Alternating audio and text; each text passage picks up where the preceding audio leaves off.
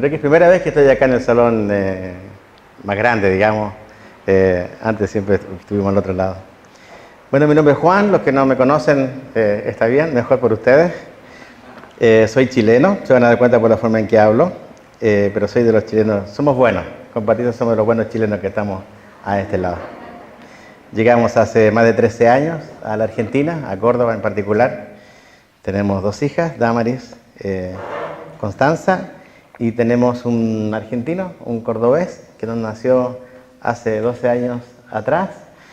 Y Juan Ignacio ha comido más carne en sus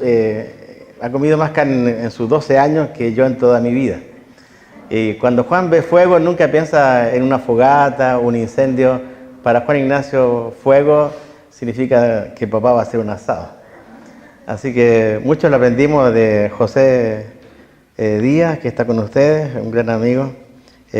Cuando José se acerca a una parrilla, no sé por qué siempre sale humo, pero allá está. Gracias por Catriel también. Él estudia en el seminario nuestro, es uno de nuestros seminaristas, y tengo el privilegio de a veces salir con él en algunas oportunidades, así que me bendice estar con él, y él con su esposa, creo que es la primera vez que nos acompaña también Patricia. Bueno, gente, vamos a ir a la palabra del Señor, ¿les parece? Quisiera llevarles el libro de Hechos al capítulo 20. Estamos viviendo una época con falta de referentes cristianos, a eso me refiero. Y digo esto porque cada vez más uno ve que son pocos los cristianos que hoy día realmente uno podría pensar son dignos de ser imitados.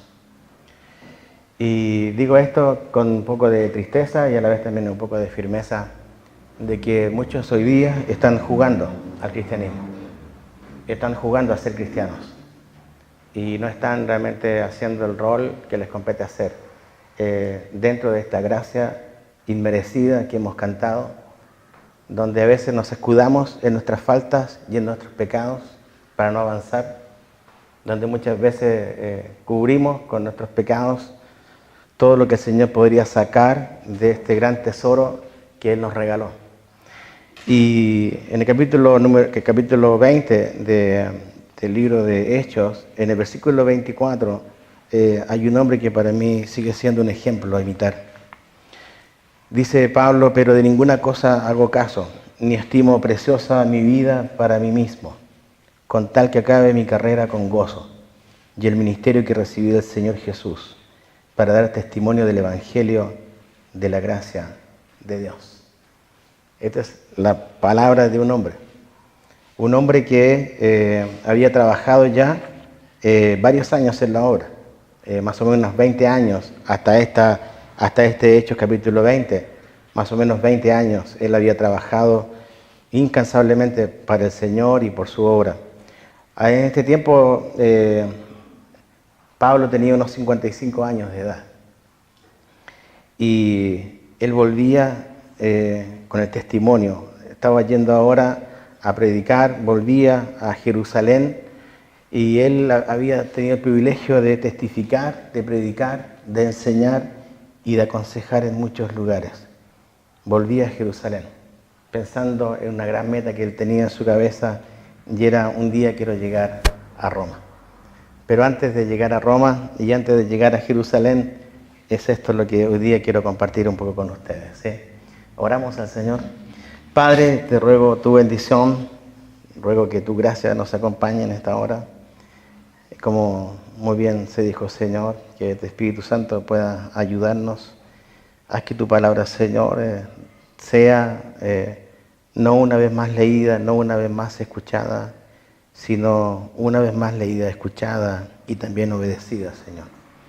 Oro para que nos des un corazón, realmente, Dios, que nos lleve a la práctica de tu palabra, Señor. Nos lleve al accionar de tu palabra, de modo que esto, Señor, tenga un impacto en nuestro propio corazón y también en el corazón de aquellos, Señor, que nos rodean.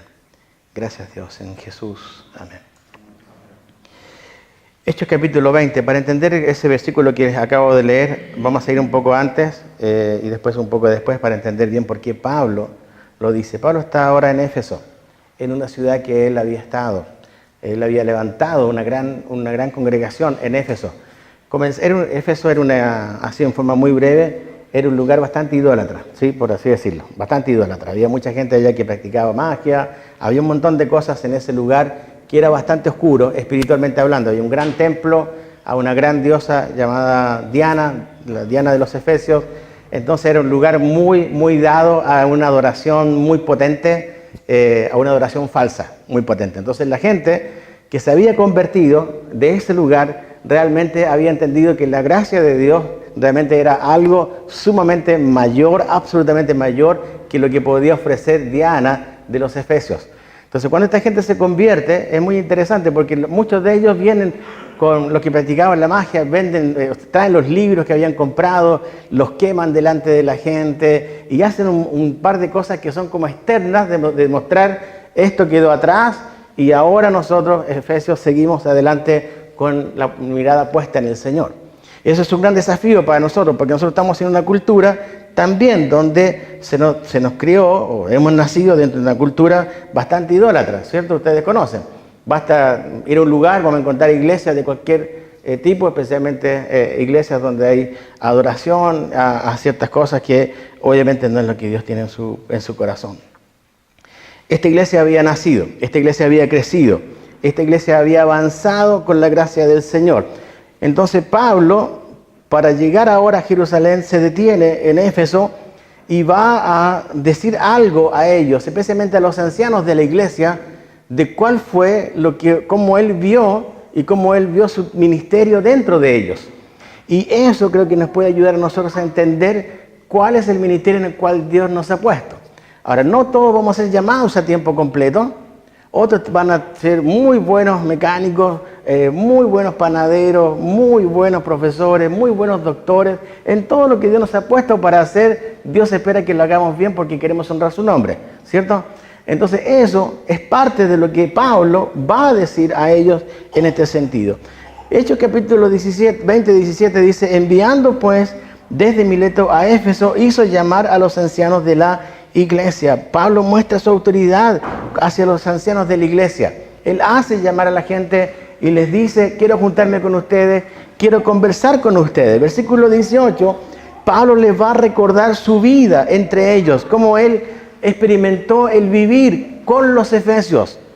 Acuérdense que Pablo venía de un mundo judaico. Él venía siendo un hombre fariseo que realmente su mirada estaba puesta en Jehová. Y él ahora está en medio de un pueblo que había salido de una forma de adorar a sus dioses que era en una forma idolátrica, que él no era parte de su costumbre.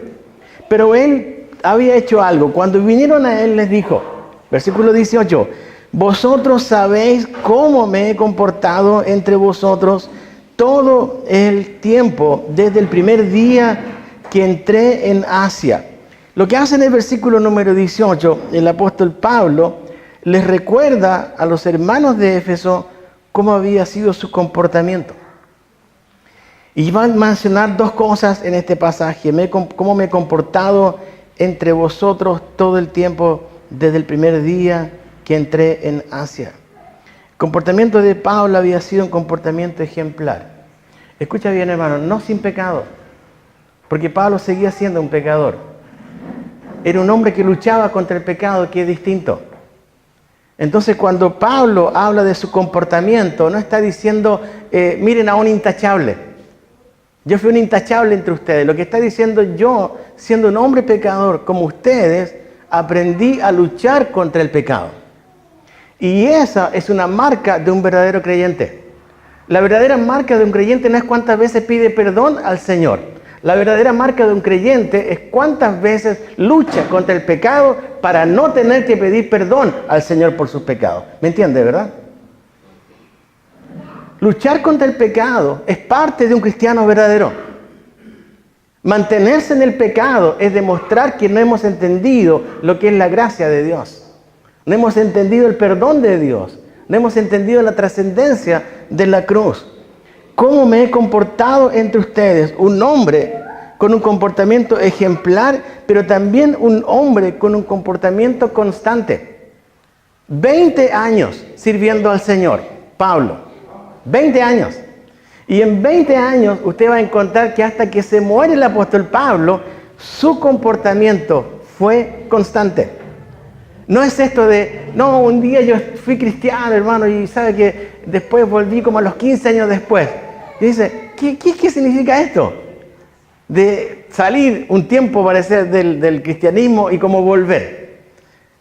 Comportamiento constante significa, hemos entendido el caminar con Cristo, por lo tanto hemos de vivir en una línea que nos permite ver hacia atrás que Dios ha sido fiel con nosotros en todo momento.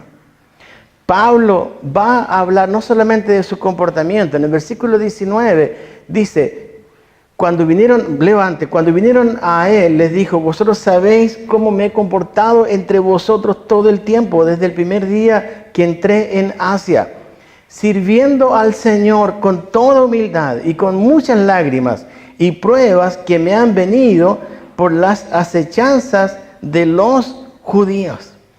Pablo va a mostrar en el versículo 19, lo que me encanta es el servicio. Pero este servicio tiene que ver con el versículo anterior.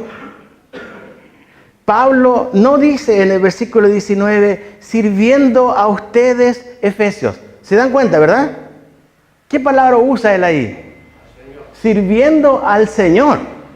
Es decir, su servicio era directamente a Dios, obviamente hacia los hermanos. Pero no estaba su mirada fija en el hombre, sino en Dios. Yo estoy sirviendo a Jesús. Hoy día ustedes se llaman Éfeso, mañana pueden ser los Gálatas y pasada mañana pueden ser los Colosenses y después los de Tesalónica. No importa a quién se sirve. El punto es a quién realmente estoy sirviendo y tiene que ser Jesús. Cuando yo pierdo la vista del servicio, entonces voy a perder también mi forma de vivir la vida. ¿Por qué? Porque yo puedo estar tranquilo de que estoy sirviendo al Señor, pero puede ser que mi comportamiento no vaya de acuerdo a eso. No importa, hermano, usted sirve en la obra, pero está bien, siga nomás enojado con su mujer. No, esto no funciona así. El servicio al Señor se entiende porque justamente sé a quién sirvo y sabemos a quién servimos. Y nuestro servicio tiene que ser absolutamente a Jesús. Cuando entiendo eso, voy a entender el versículo 18. No puedo despegar mi vida de integridad con el servicio al Señor. Tienen que ir de la mano. No puede ser que hoy estoy en la iglesia y anoche estuve en un boliche. No funciona así. No funciona que, hoy estoy acá y ayer estuve haciendo otra cosa que nada que ver. Porque entonces voy a tener que servir al Señor. Es el día domingo y de lunes a sábado es mi vida. Pablo menciona claramente, hermanos, qué significa el servir y a quién verdaderamente se sirve. El hombre verdadero y la mujer verdadera sirve al Señor. Y Pablo va a colocar acá 4 cosas en cuanto al servicio. Y ninguna de ellas, escucha bien, tiene que ver con hechos. Voy a explicarlo después. Primero dice, sirviendo al Señor, ¿con qué cosa? Con todos los medios disponibles hoy día en la web. ¿Eso dice? Dice con toda humildad. Pablo está apuntando al carácter acá. Pablo no está apuntando al qué hacer. Pablo sabía que había que hacerlo bien y con excelencia. Pablo lo que está apuntando primero es servir al Señor entre ustedes con toda humildad. Y pareciera que al decir eso, él mismo ya no es humilde, ¿cierto? Si uno se pone a pensar así como, él lo dice, pero está hablando de sí mismo, o sea, como que es poco humilde. Pero no ese es el punto. Pablo sabía quién era él delante del Señor. Y Pablo muestra su corazón, cómo él lo hizo como Él hizo este servicio. Por eso dije al principio que hoy día tenemos pocos referentes que realmente uno podría mirar como ejemplos de vida. La humildad es algo que se está perdiendo muchísimo dentro del cristianismo. Porque el ego es lo contrario. Entonces queremos ser vistos y queremos ser reconocidos y queremos que y nuestro corazón nos engaña. No estoy seguro si el apóstol Pablo, habiendo internet en esa época, estaría tan presente en las redes. No solamente una humildad, sino que también Pablo dice que su servicio fue con muchas lágrimas. Y hermanos, este para mí es un ejemplo de vida. Un hombre de Dios que entiende que realmente la vida cristiana es una bendición y también es una lucha. Es más fácil llorar porque hemos perdido un trabajo o algo que llorar por una persona que está sin Cristo. Es más fácil llorar por algo que te duele a ti que llorar por un pariente, por tu mamá, por tu papá que está sin Cristo. Pablo sabía el precio de la lágrima.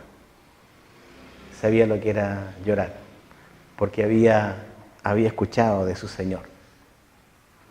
¿Se acuerdan cuando Jesús llora? Un par de veces solamente, ¿cierto? Uno de esos llantos fue por Jerusalén, por un pueblo que estaba lejos de Él, por un pueblo que estaba lejos del Señor. Fue cuando Él llora. Y la segunda vez que vemos a Él llorando fue cuando Él se conmociona porque la gente lloraba cuando uno de sus amigos había muerto. Entonces las lágrimas de Pablo al servicio de su Señor fueron lágrimas que tenían que ver con otros, no tanto consigo mismo. Y por eso que tenemos que aprender que las lágrimas de aquí tienen que ver con la humildad. Porque el ególatra no va a llorar por otros. El ególatra va a llorar por sí mismo, nada más. Porque el resto no importa. Tercera característica que nos muestra el texto: sirviendo al Señor con toda humildad y con muchas lágrimas y pruebas. Y pruebas. Y Pablo sabía lo que significaban las pruebas. Sabía que la vida cristiana no era un pasémoslo bien todo el tiempo. No es que la vida cristiana no trae tiempos de gozo y de alegría, las trae, obviamente que sí. Pero Pablo sabía que las pruebas eran parte de su caminar con el Señor. Así fue llamado el apóstol Pablo, cuando era Saulo todavía. Se le dijo: vas a anunciar el Evangelio, pero también le voy a mostrar cuánto tienes que padecer por causa de mi nombre. Entonces un verdadero cristiano va a estar atento a las pruebas. Pero un verdadero cristiano sabe que va a ser la diferencia entre tentación, prueba y disciplina del Señor, ¿sí? Por ejemplo, hay gente que dice: oh, yo no sé si este es disciplina del Señor sobre mi vida o es una prueba del Señor. Bueno, realmente yo sé cuándo es disciplina y cuándo es una prueba del Señor. Porque la disciplina tiene que ver con el pecado, ¿cierto? Y la prueba del Señor no tiene que ver con pecado, tiene que ver con hacernos madurar y crecer en el Señor. Pero muchas cosas que nosotros llamamos pruebas del Señor, realmente es disciplina del Señor sobre nuestra vida. Porque hemos desobedecido, porque no queremos cambiar y Él nos ha mostrado una y mil veces cómo hacer la cosa y hemos querido caminar en nuestro propio camino.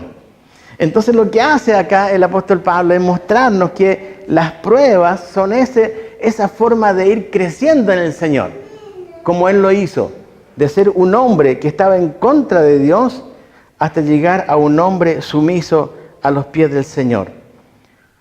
Lo último que menciona el apóstol Pablo en el versículo número 19, aparte de la humildad, aparte de las lágrimas sinceras, aparte de las pruebas también que pueden venir, él habla que sirvió en oposición.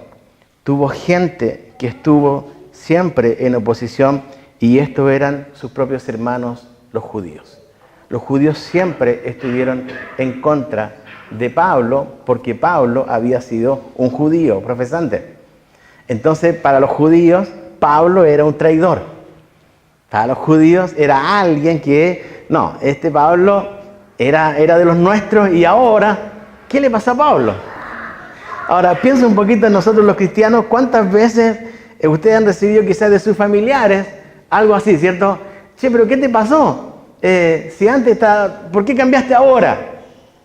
Y a veces no ven los cambios reales que podrían darse en un cristiano. Algunos peor todavía dicen, no, pero vos dijiste que cambiaste, que creíste en Jesús, pero no pasó nada, y a veces pasa eso. Y quiero contar algo cuando yo era muy joven. Bueno, ya no soy tan joven, tengo 55 años, pero cuando era joven, estaba recién creyendo, llegué a los pies del Señor a los 20 años. Y los ya más viejos de acá creo que conocen la historia, pero se las voy a contar porque hay mucha gente nueva. Mi mamá no era creyente, mi mamá se convirtió a los 60 años de edad, ¿sí? Los dos éramos re católicos, muy buenos profesantes. La cosa es que yo conocí al Señor y hacía algo que era como muy... era como no entender la gracia de Dios, ni entender el peso del pecado. Y me acuerdo que recién creyente me mandaba algunos... ¿Cómo dicen acá, José? ¿Mocazo? ¿Sí? ¿Te mandaste un mocazo? Algo así.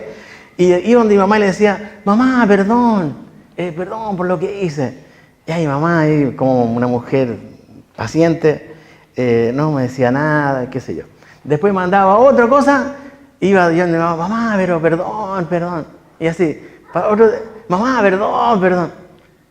Porque como era cristiano y se hacía algo malo, había que pedir perdón, ¿cierto? Hasta que un día mi mamá, es peticita además, ¿sí? Es muy sabia.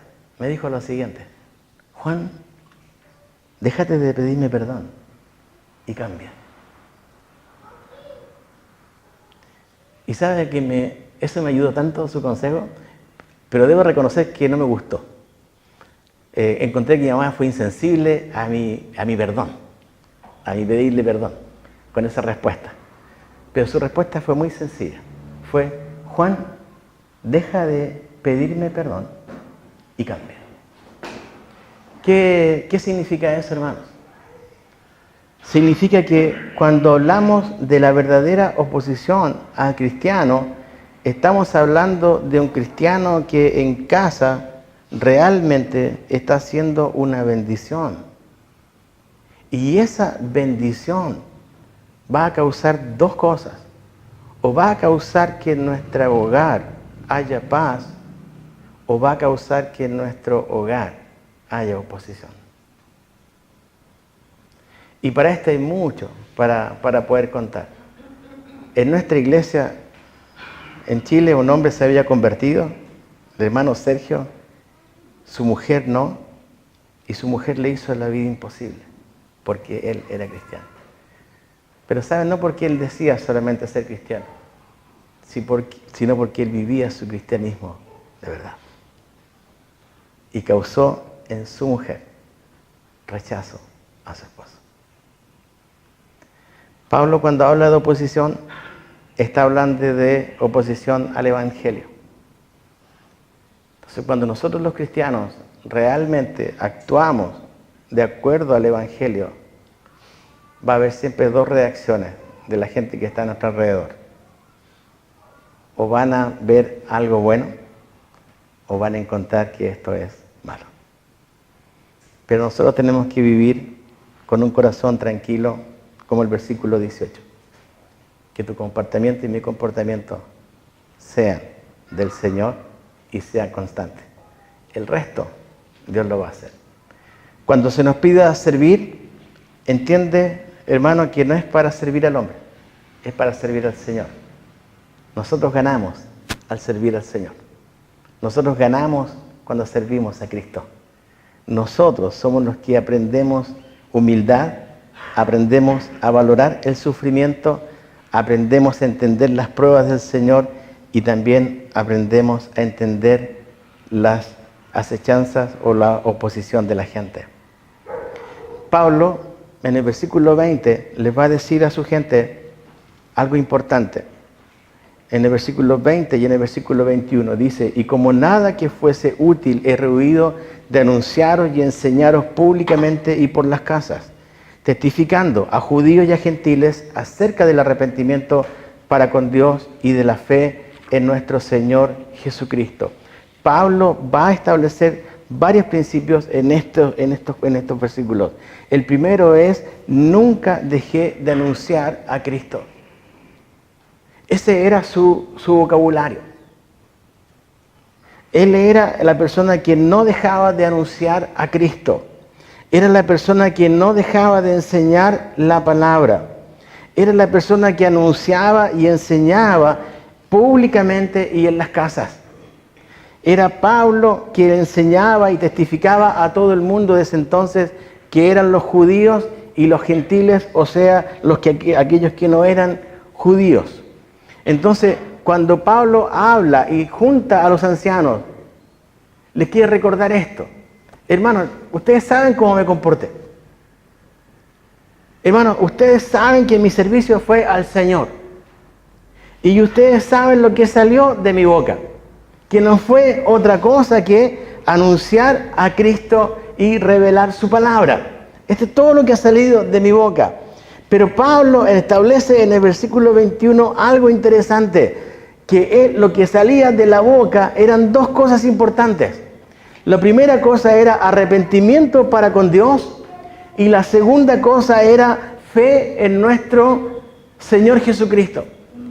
Dos cosas que el apóstol Pablo constantemente enseñaba a la gente, y especialmente a la gente que estaba sin Cristo, testificando a judíos y gentiles acerca del arrepentimiento para con Dios y de la fe en nuestro Señor Jesucristo.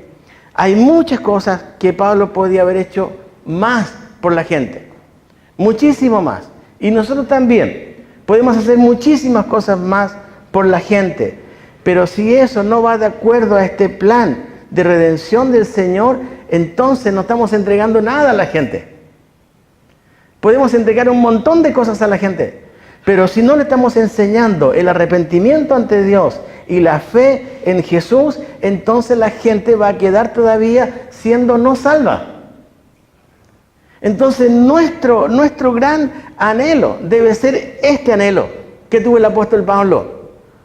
Yo he anunciado a Cristo, he predicado la palabra del Señor, lo he hecho en las casas, lo he hecho públicamente, lo he hecho para que todo el mundo sepa, judíos y gentiles, y no hay otra forma sino a través del arrepentimiento ante Dios y la fe en Jesús en que la gente va a ser salva. Y esto es lo que hoy día necesitamos, hermanos. Necesitamos volver a una iglesia que evangeliza, a una iglesia que anuncia el Evangelio, pero no el día domingo en la mañana únicamente, sino todos los días de la semana y donde estemos, en el trabajo, en la facultad, en el barrio, donde nos encontremos, que Dios use nuestra vida para testificar y anunciar a Cristo. Hoy día estamos cada vez estamos saturados de tanta información hoy. Creo que este siglo va a ser conocido como el siglo del conocimiento. Porque hoy día uno puede bajar por internet, pero todo lo que tú quieras de la Biblia. Comentarios bíblicos, libros, hay un montón de recursos. Pero ¿sabes qué? La iglesia no está evangelizando. Y la gran pregunta es, ¿por qué? Y hay un par de respuestas. Una respuesta es que la iglesia está comiendo todo, pero no está entregando todo. Pero hoy día tú ves internet y vas a encontrar miles, y te van a faltar computador para bajar toda la información, para que estés llena de información. Escucha bien, la información es buena siempre y cuando se aplique a estos puntos. arrepentimiento ante Dios y fe en Jesús. Es la única forma en que la gente va a ser salva. Necesitamos volver a este principio de testificar, anunciar, predicar y enseñar el Evangelio para que la gente sea salva. Y Pablo le estaba diciendo a la iglesia de Éfeso, porque él ya no los iba a ver más. Versículo 20 y 22 en adelante. Ahora he aquí, ligado yo en espíritu, voy a Jerusalén sin saber lo que allá me ha de acontecer, salvo que el Espíritu Santo por todas las ciudades me da testimonio diciendo que me esperan prisiones y tribulaciones. Pablo sabe que tiene que irse ahora de Éfeso, pero ahora también sabe en los versículos 22 y 23 que tenía que seguir pagando el precio por hacer lo que siempre hizo en estos últimos 20 años de su vida, y que fue predicar el Evangelio. No sabía lo que venía, pero sí tenía claro por el Espíritu Santo que la cosa no iba a ser fácil. Que no iba a ser fácil. Y yo sé que hoy día no es fácil predicar el Evangelio. Yo sé que hoy día es difícil hablar del Evangelio. Hoy día, con todo lo que está pasando en la Argentina, ¿cierto? La ideología de género y un montón de otras cosas más. ¿Se acuerdan cuando fue el tema de los pañuelos? Pañuelo verde, pañuelo celeste, pañuelo rojo, y todo esto que pasó en las cámaras. Va a seguir pasando. Y el pueblo del Señor tiene que estar atento a esto. Es un precio que hay que pagar. Pero el mensaje no puede diluirse. El mensaje no puede apagarse. Porque mucha de la gente que hoy día está apostando a algo que es equivocado es porque no tiene a Cristo. Y la única forma que esa gente va a cambiar su pensamiento no va a ser si le colocan un pañuelo de otro color. Tiene que ver con Cristo. Tiene que ver con el Evangelio. Tiene que ver con la persona de Dios. Él es la persona que va a transformar los corazones de la gente. No somos nosotros, sino que tiene que ser la palabra, pero esa palabra, como el apóstol Pablo, tiene que ser testificada, anunciada, predicada y enseñada, no solamente el domingo en la mañana, toda la semana. Dios está usando a su pueblo. Pablo sabía que el precio no era un precio bajo que pagar. Y de ahí viene este versículo 24. Ante todo lo anterior, ante su testimonio, en comportamiento, en servicio, su predicación, la base de su predicación del arrepentimiento y la fe, y Pablo anunciando que ahora la cosa venía un poco más dura, Pablo dice lo siguiente en el versículo 24: pero de ninguna cosa hago caso, ni estimo preciosa mi vida para mí mismo, con tal que acabe mi carrera con gozo y el ministerio que recibí del Señor Jesús, para dar testimonio del Evangelio de la gracia de Dios. Es un versículo tremendo. Pero quiero tratar de ver cómo lo podemos comer de una forma que nos tenga sentido. ¿Ven la palabra ahí, pero? Esa palabra pero es importante, porque todo lo que Pablo dijo antes de su comportamiento, de su servicio, de la predicación del Evangelio, de la base de la predicación del Evangelio, y que ahora en Jerusalén iba a haber problemas, él coloca la palabra pero. Y esta palabra pero es muy importante, porque va a colocar una cosa, va a colocar una bisagra al medio de su conversación. Y lo que está diciendo es: pero de ninguna cosa hago caso. O sea, aunque la cosa se vuelva difícil, aunque haya dificultades, dice Pablo, ni estimo preciosa mi vida para mí mismo.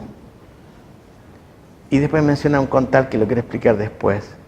Pero, escucha bien, su temor estaba en la persona correcta, no en las circunstancias. Pablo temía más a Jesús que las circunstancias que estaba viviendo. Y yo sé, hermanos, que muchas veces las circunstancias nos atemorizan, pero más deberíamos temer a Jesús con un santo temor. Pablo dice claramente que su vida era del Señor. Él dice, ni estimo preciosa mi vida para mí mismo. ¿Por qué? Porque ya sabía que su vida no era de él. Él pertenecía a otro. Y si tú y yo somos creyentes, entonces nuestra vida ya no nos pertenece. Le pertenece a otro. Hay otro Señor, hay otro amo. Ya no es Juan, ya no es Pedro, ya no es Diego, es Jesús. Entonces Pablo coloca el orden correcto en su vida. Yo no voy a hacer caso de las circunstancias. Aunque las circunstancias me dicen, todo esto se está pudriendo y va al hoyo, yo sigo creyendo en Jesús. Yo sigo buscando a Jesús y voy a seguir testificando a Jesús. Mi vida ya no es preciosa para mí mismo. La vida que tanto cuido ya no es preciosa para mí. Porque precioso es Jesús para mí. Pablo, me encanta su corazón, porque era un tipo que la tenía clara. Mira, con tal que, mira su meta, lo coloca acá clarito, con tal que acabe, ¿qué dice después, hermano? Mi carrera, ¿con qué cosa? Con gozo. Con gozo. Uno dice, ¿cómo es posible tener gozo con lágrimas, con pruebas, con oposición? Pablo anhelaba terminar su carrera con gozo y el ministerio que él había recibido del Señor. Yo no sé cuál es su mayor gozo. Estuve en Tucumán hace unas semanas atrás. Había una familia, la mayoría no eran creyentes, y había chicos universitarios dentro de la familia. Pregunté, ¿por qué querés estudiar tal cosa? Estaban estudiando algunas cosas. No, yo quiero ser, porque yo quiero ser multimillonario, me dijo. Está bien. Una chica me dijo, es que yo quiero ser exitosa. Y eso también está bien. Porque vemos en la Biblia gente que tuvo mucha plata. Abraham, por ejemplo, es uno de ellos. Y tuvo, si lo miramos con la fórmula humana, éxito, mucha gente en la Biblia que fue exitosa. Pero saben, hermano, me puse a pensar en esto de, con tal de terminar la carrera con gozo. Y creo que tenemos que preguntarnos como iglesia y en forma individual, ¿cuál es mi gozo? Y yo sé para muchos papás, porque también soy papá, nuestro gran gozo, por ejemplo, al tener una educación gratuita en Argentina, es que nuestros hijos puedan acceder a la universidad y ser buenos profesionales. Eso anhelaría cualquier padre, teniendo educación gratuita. Y eso es bueno. Pero eso es una alegría. El gozo significa estar en Jesús y con Jesús. Ojalá tuviéramos más profesionales, hermano, metidos en los dispensarios, en los hospitales, en las cortes del gobierno. Ojalá tuviéramos más gente para que realmente el Evangelio del Señor pueda llegar. Pero quiero llevarte a esta pregunta. ¿Cómo quieres terminar tu vida? ¿Cómo quieres terminar tu vida? Pablo la quería terminar de esta manera. Yo quiero terminar mi vida con gozo, porque sé a quién sirvo. Quiero terminar mi carrera y mi ministerio, porque este ministerio que recibí no fue del hombre, fue de Dios. La salvación que usted recibió no es del hombre, ¿cierto? La salvación que usted recibió es de Dios. Por lo tanto, a Él tenemos que honrar en nuestra vida. Y en ese sentido, hermano, con tal de terminar. Pero miren lo que dice el texto, sigue hablando el texto. Con tal de que acabe mi carrera con gozo y el ministerio que recibí del Señor Jesús. Y dice, ¿para qué? Para dar testimonio. Testimonio de 3 cosas. Dar testimonio del Evangelio, de la gracia de Dios. Testimonio del Evangelio. Y sé que están haciendo ahora, entiendo, el curso de membresía, algunos de ustedes. Y claramente queda establecido allí qué es el Evangelio. Y el Evangelio se resume en una sola palabra. El Evangelio se resume en la palabra Jesús. Porque Jesús es el Evangelio. Jesús es nuestro Evangelio. Aquel que fue encarnado, aquel que vivió una vida santa, aquel que sufrió, aquel que murió, aquel que resucitó, aquel que fue exaltado y aquel que viene por segunda vez a buscar a su iglesia. Este es el Evangelio. Pablo hablaba de su Señor. No había otra cosa para Pablo más importante que hablar de su Señor. Pero no solamente de eso, sino de la gracia. Este Evangelio de la gracia. Y la gracia es algo que sabemos que ni tú ni yo merecemos. Es algo que viene directamente de Dios, como un regalo. Es algo inmerecido. Es algo que no podíamos llegar a alcanzar jamás, hasta que Jesús se presenta y nos dice, ahora es por gracia. Y esta gracia, como dice allá en el versículo 24 al final, no es del hombre, sino que esta gracia proviene de Dios. Pablo quería seguir testificando, anunciando, predicando, enseñando sobre la única persona que puede dar vida nueva al inconverso y, escucha bien, una vía de consagración al creyente.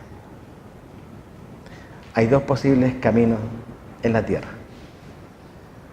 que el inconverso reciba vida nueva y que el creyente viva una vida consagrada a su Señor. No hay un tercer camino. O somos inconversos que necesitamos la gracia de Dios para salvación, o somos creyentes que necesitamos vivir cada día consagrados a nuestro Señor por la gracia recibida de parte de Él. Pablo iba a seguir dando su 100% con tal de agradar a su Señor, e iba a dar su 100% para seguir dando testimonio de la gracia redentora que solamente está en Jesús. Versos 25 al 27, Pablo va a terminar esta parte diciendo lo siguiente: y ahora, he aquí, yo sé que ninguno de todos vosotros, entre quienes he pasado predicando el reino de Dios, verá más mi rostro. Por tanto, yo os protesto en el día de hoy que estoy limpio de la sangre de todos, porque no he rehuido anunciaros todo el consejo de Dios. Pablo les dice algo que entristeció al corazón de los de Éfeso, porque más tarde se ve que lloran juntos y todo lo demás. Pero Pablo le dice, no me van a ver más. Ya está, es la última vez que nos vemos. Pablo no dudó que el tiempo que él estuvo con ellos lo invirtió de una forma correcta. Estoy limpio de la sangre de todos. Y Pablo nunca dejó de decirles lo que la palabra de Dios dice. Entonces, hermanos, tenemos el corazón de Pablo tranquilo. Triste porque tenía que despedirse de la hermandad, pero se cumplía lo de los versículos anteriores. Mi carrera con ustedes se acabó. Y le termino con gozo. Triste porque me tengo que ir a ustedes, el apóstol Pablo quizás decía eso, pero gozoso porque sé que he servido al Señor con todo mi corazón.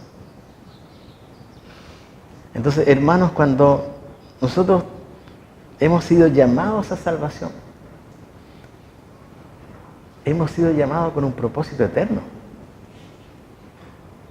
Y en ese propósito eterno está el que nosotros crezcamos en la gracia de Dios. Y que ya no seamos igual que ayer, sino que hoy día seamos mejores que ayer. Que hoy día entendamos mejor el Evangelio que ayer. Si ayer dimos fruto, que hoy día podamos dar más fruto. Y algo tengo que decirle. La fe que ayer usted tuvo no la puede guardar para hoy. La fe de hoy es como el maná. Y la fe de mañana tampoco va a ser parte de esta fe de hoy. La fe de mañana va a ser la fe de mañana. Entonces todos los días usted ha de levantarse pensando, hoy debo tener fe más en mi Dios. No podemos guardar nada. ¿Somos salvos por gracia? Claro que sí. Pero nuestra vida de fe se vive día por día, día por día.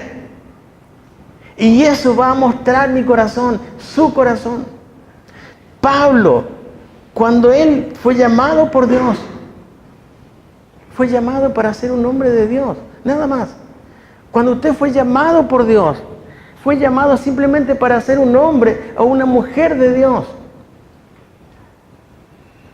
No si fue llamado a tiempo completo o no. Simplemente a ser un hombre y una mujer de Dios que se goce en dar testimonio de la salvación que usted recibió. Que Dios nos halle fieles a este anuncio. Que Dios nos halle íntegros en nuestro testimonio. Que Dios nos ayude a ser claros en nuestra predicación. Que el Señor nos dé gracia para que cuando enseñemos la palabra de Dios se entienda. Para que apuntemos claramente a lo que Dios quiere. Que el mundo sin Cristo conozca a Él y nosotros los creyentes crezcamos más en Él. Así que la fe es por el oír. Y el oír por la palabra de Dios, nos dice la palabra. Un hombre, un abogado, escribió lo siguiente muchos años atrás. Si no se difunde la verdad, se difundirá el error. Si Dios y su palabra no se conocen ni se reciben, el diablo y sus obras ascenderán. Si el texto evangélico no llega a cada lugar, llegarán las páginas de una literatura corrupta y libertina. Si el poder del evangelio no se siente a todo lo largo y lo ancho de la tierra, entonces reinará la corrupción y la oscuridad. Tenemos este tesoro, hermanos. Y yo quiero animarles a ustedes como congregación a no olvidar por qué fueron llamados por Dios. No fueron llamados, como dice un gran escritor, para estar colgados como cuadros para que Dios se gloríe en cuantos tiene colgados en una pared. Fuimos llamados para dar testimonio de Cristo. Fuimos llamados para anunciar su evangelio. Y si hay cosas de las cuales tenemos que arrepentirnos, entonces, hermanos, seamos valientes en arrepentirnos de estas cosas. Si hay cosas que hay que dejar, que están ocupando más tiempo en nuestra vida, más del debido, entonces que sea el tiempo de cortarlo con valentía. Si decimos que no tenemos tiempo para Dios, entonces pidámosle a Dios que nos ayude y nos muestre cuáles son las cosas que están ocupando nuestro tiempo y que Él nunca pidió que hiciéramos. No puede ser que Dios, queriendo queriendo escuchar la oración de su pueblo diga, no, es que no tengo tiempo. Hermanos, tenemos tiempo. Solamente tenemos que buscar de Dios el querer agradar a Él con todo el corazón. Pablo dijo, pero de ninguna cosa hago caso, ni estimo preciosa mi vida para mí mismo, con tal que acabe mi carrera con gozo y el ministerio que recibí del Señor, para dar testimonio del Evangelio, de la gracia de Dios. Hermano, que Dios nos ayude, amén, a ser una iglesia que tiene claro por qué fue llamada. Y fuimos llamados a glorificar a Él. Sigue orando por tus parientes inconversos, yo te ruego. Sigue orando por tus amigos inconversos. Sigue mostrando con tu vida quién es Jesús.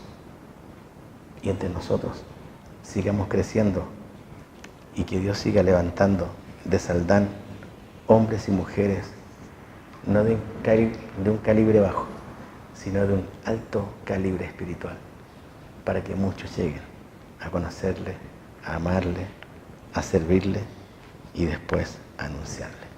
Oramos al Señor. Padre, necesitamos seguir entendiendo tu gracia, Señor. Necesitamos, Señor, poner por obra tu gracia. Es mucho lo que hemos recibido de ti, Señor. Es mucho. Y, Señor, si cada uno de nosotros pone lo que ha recibido de gracia, entonces, Señor, sin duda, algo va a ocurrir. No solamente en Saldán, sino en todos los lugares donde estén tus hijos, Señor. Tu palabra ha de ser conocida. Dios trae a nuestro corazón en esta hora cosas que pueden estar ocupando más tiempo del debido. Señor, ayúdanos a afligirnos por el inconverso. Señor, ayúdanos a tener compasión de aquellos que criticamos porque lo hacen distinto a nosotros. Padre, haznos llevar tu palabra. Señor, te ruego, también permite que nuestra vida, cuando, Señor, tú nos llames a tu reino, podamos mirar para atrás y darte gracias, porque pudimos hacerlo con gozo, con la alegría tuya, con tu corazón, Señor. Señor, muéstranos cómo seguir avanzando como hijos tuyos, Señor. Muestra, Señor, a Saldán también cómo seguir adelante en la carrera, y permite que sea tu nombre el glorificado, permite que sea tu nombre el honrado, y que tú, Señor, uses a tu pueblo para mucho más todavía de lo que tú quieres, Señor. Te adoramos y te bendecimos. En el nombre de Jesús. Amén, Padre. Gracias.